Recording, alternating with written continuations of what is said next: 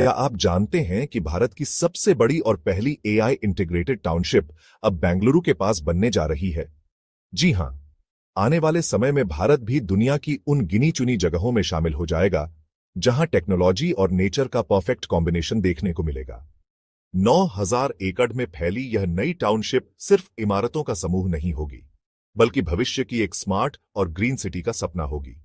इस प्रोजेक्ट का नाम है GIT city, greater integrated township. Bengaluru से करीब 30 किलोमीटर दूर बिजापुर इलाके में यह बनाई जाएगी। यहां पर एक आधुनिक और टिकाऊ मॉडल तैयार होगा, जिसमें high-tech buildings, smart traffic system, AI आधारित सुरक्षा और डिजिटल सुविधाएं होंगी।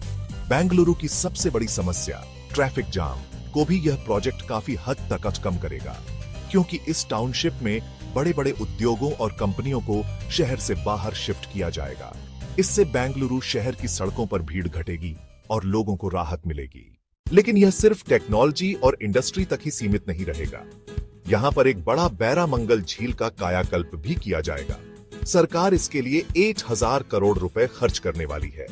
यानी इस नई टाउनशिप में रहने वालों को हरा भरा और प्राकृतिक वातावरण भी मिलेगा। किसानों और भूमिधारकों के लिए भी इसमें बड़ा पैकेज है। जिनकी जमीन इस प्रोजेक्ट में जाएगी, उन्हें सिर्फ मुआवजा ही नहीं मिलेगा, बल्कि 30,000 से 50,000 रुपए तक की सालाना आय भी दी जाएगी। इससे गांव और शहर दोनों का संतुलित विकास होगा।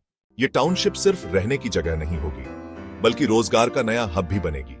यहाँ आईटी कंपनियां, artificial intelligence startups, innovation centres और हेल्थ केयर से जुड़े प्रोजेक्ट्स आएंगे। हजारों युवाओं को नए रोजगार मिलेंगे। साथ ही आधुनिक स्कूल, अस्पताल और हरियाली से भरे पार्क लोगों की जीवन शैली को बेहतर बनाएंगे। दोस्तों, आने वाले समय में जीआईटी सिटी सिर्फ एक टाउनशिप नहीं होगी, बल्कि भारत के भविष्य का चेहरा होगी। यहाँ टेक्नोलॉजी, रोजगार, शिक्षा, स्वास्थ्य और नेचर सबका परफेक्ट संगम मिलेगा। तो सोचिए, जब भारत की पहली एआई टाउनशिप बनेगी, तो उसकी चमक सिर्फ बेंगलुरु ही नहीं, पूरे देश को रोशन करेगी। आपके हिसाब से क्या भारत का यह कदम देश की प्रगति को नई ऊंचाइयों तक ले जाएगा? कमेंट में अपनी राय जरूर दीजिए।